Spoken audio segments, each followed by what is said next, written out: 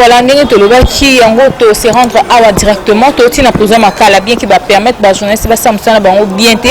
tozaki na libanda mais même libanda wana ba policier bazaki toujours derrière biso pona ko tia biso mo nungu mais journaliste soko okangi munoko te au sale erreur botole matériel mais munoko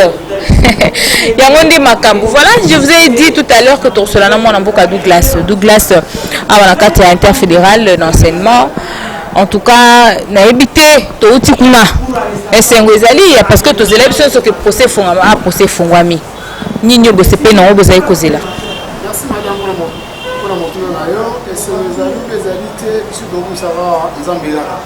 parce que tant que comme le yo comment les faire des vérités eux ont les gana kati biso pour la tête caméra il fait des requêtes ali na o na moni kuna parce que bazalaki na moni le lenge ba policier ba elaki na ebité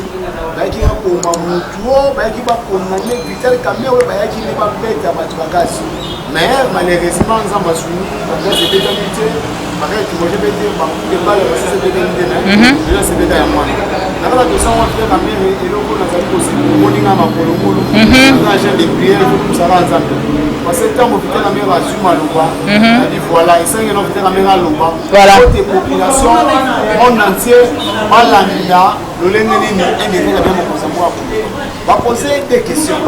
batuniye yé na programme à 100 jours mon conseil à voilà jusqu'alors on est encore confirmé que Tisiko non a démissionné ba révoqué pénalité il y a mon conseil ya mboka voilà même des choses il y a quand programme à 100 jours yé azali comme superviseur il y a une équipe. Il n'y a pas superviseur. Il n'y a pas superviseur, il n'y a pas superviseur. Coordonnateur? Non, il y a superviseur. Il y a une différence entre superviseur et coordonnateur. Il y a un coordonnateur national. Au nom de Nicolas Kazadi. Voilà. Il y a une coordonnateur programme à 100 jours pour Zamboka. Mais Vital Kamerhe, il y a Azali plutôt comme superviseur. Dans la équipe de superviseur, il y a 9. To ba même Vital Kamerhe pas ndozo ba injonction pas ndeko Nicolas parce que Konaté même azo coordonner ministère la nyonso mais est-ce que azo ba kudei ba sali na ba sembe no coordonner ministère avec ndeko Nicolas OK mais comment sentir yé asali programme be yé comme serviteur asali ya mona kombo ya Antoine Félix Tshilombo azali mokonzi mboka et puis il fait des terres binaires mokonzi mboka avant d'engager eloko moko te ça encore ya mwana mboka fait Antoine Tshilombo donc on a senti ma face ni passer un dossier peuple congolais par la poto to découvrir vérité dans le programme de 100 jours mais mwana mboka Douglas il faut te former la boîte à Pandore mais le sang mort à Vital Kamerhe il faut ramener le dossier on la boîte à Pandore il faut ramener boîte à Pandore voilà au fond parce que le dossier si le 25 après des semaines il faut dossier on a pas de tout ça mais dossier à Jamal a lobby que non tel le musinza mako Jamal bi non Vital Kamerhe na été naturel comme on a été ni de loin mais azana Jamal azali moko azali DG la société Samibo mais donc comme appelle Jamal a bénéficié kuna comme individu mais a bénéficié dans cadre de la société à Samibo mais société Samibo on les a pas intercédé ils ont ramené moi mboka c'est ça si on a bénéficié Jamal a une cadre a une DG à Samibo mais a une cadre de société comme ça non so ka yebi loko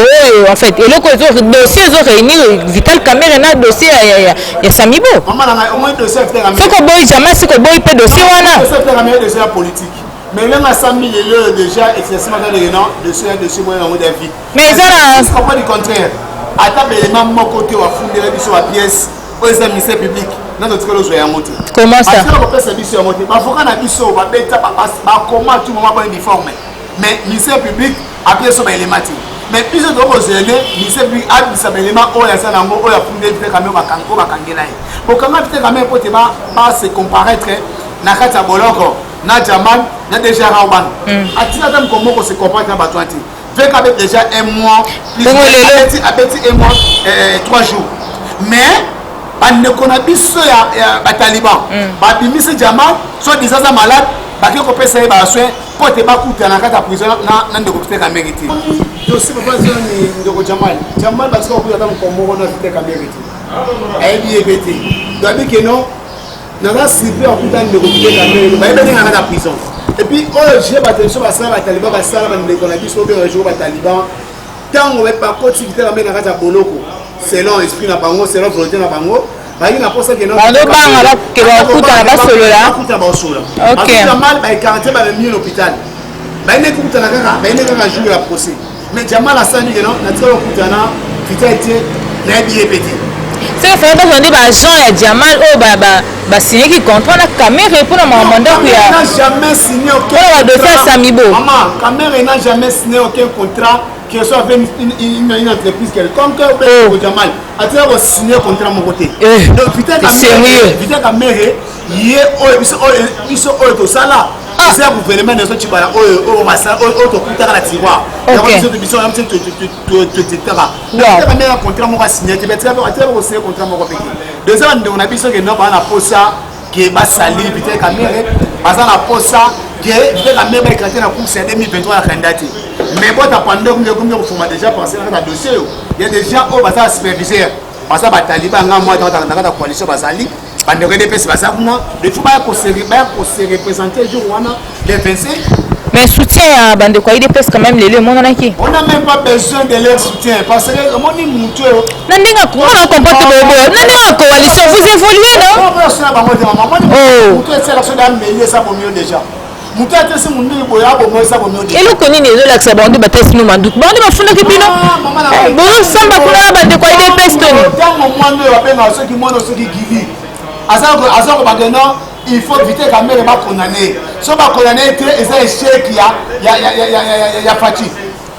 est-ce que mutu asa souci ya coalition est-ce que mutu a souci éviter quand même pour la souci ba on a pour souci des PST éviter quand même c'est un animal politique éviter quand même c'est un allié d'état ya Félix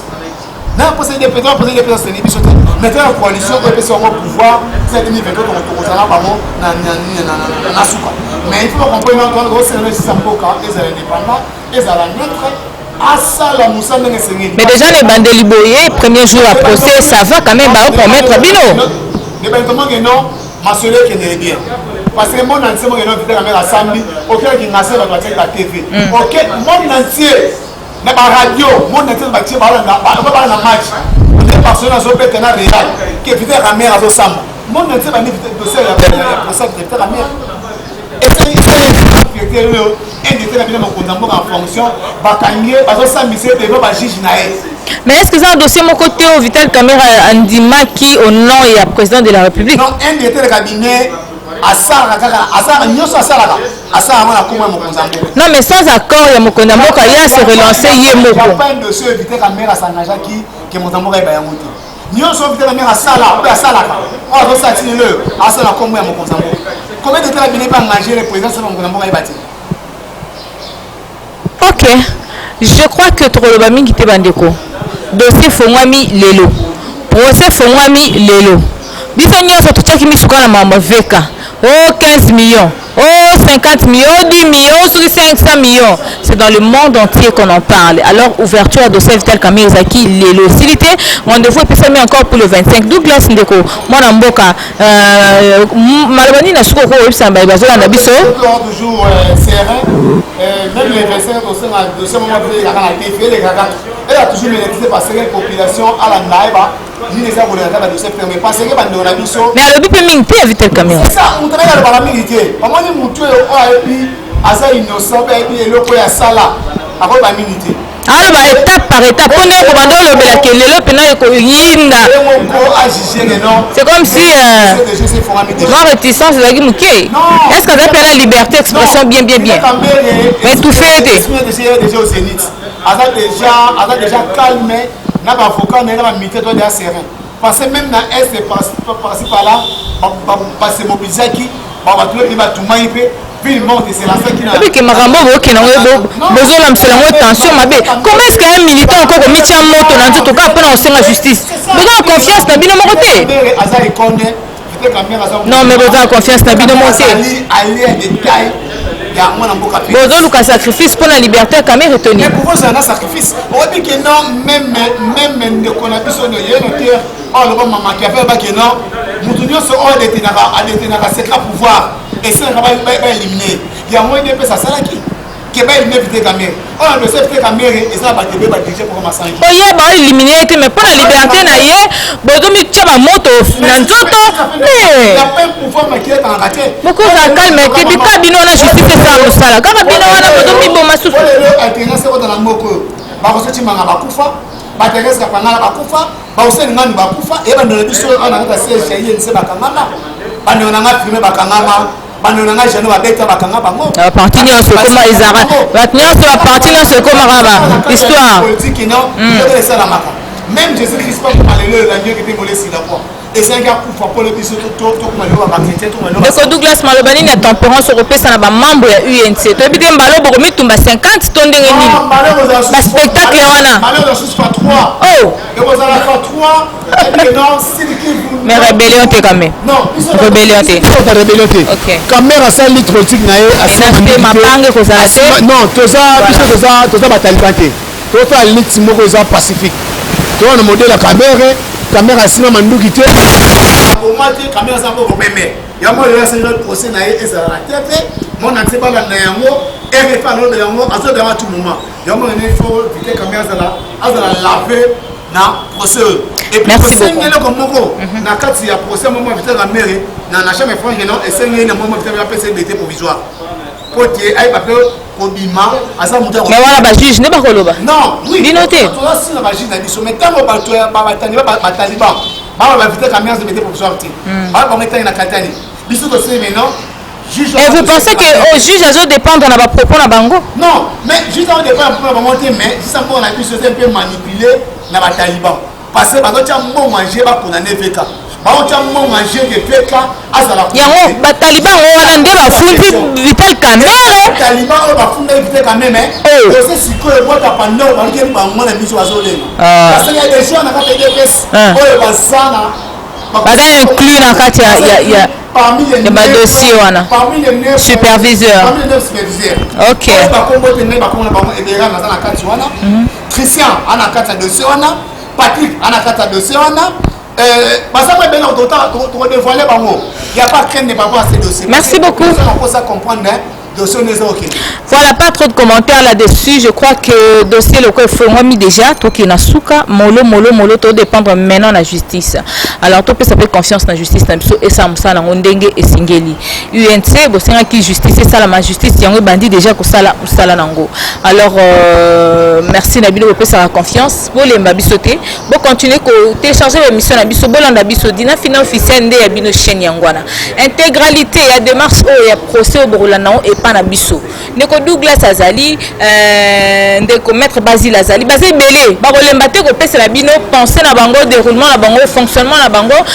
par rapport ya procès oyo Vital Kamerhe à part d'intégralité biso to pesa bino sans polémique. On est là pour vous offrir le meilleur de nous-mêmes. Inès Touma vous remercie pour aujourd'hui. Davis Moutoukou tchèpo à toi. On se retrouve plus prochainement Mousikate ce qui est sous Azongité. Au revoir.